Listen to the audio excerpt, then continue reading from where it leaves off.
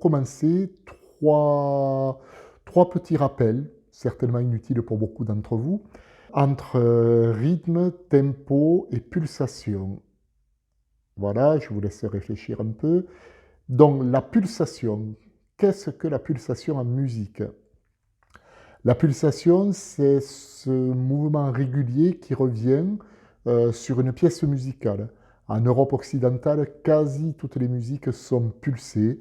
C'est par exemple ce qui fait que vous allez taper du pied ou hocher la tête en écoutant une musique, une chanson.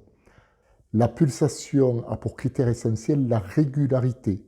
Elle peut être lente ou rapide, ça n'est pas un critère. Par contre, elle est régulière. On mesure la pulsation, la vitesse de la pulsation, c'est le tempo. Alors on le mesure soit avec un métronome, qui peut être mécanique ou digital.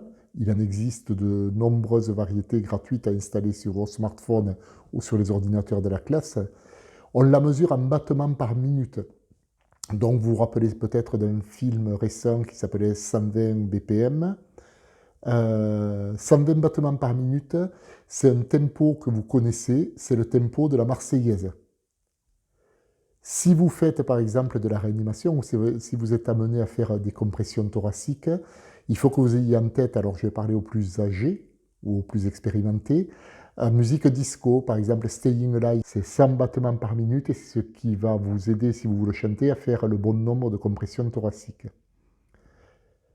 Et le rythme, ça n'est pas forcément lié ni à la vitesse, ça se pose sur la pulsation, mais c'est le placement dans le temps des événements musicaux. Par exemple, le rythme d'une chanson que vous connaissez à la Clairefontaine, ce sera ta ta ta ta ta ta ta ta ta ta ta ta ta.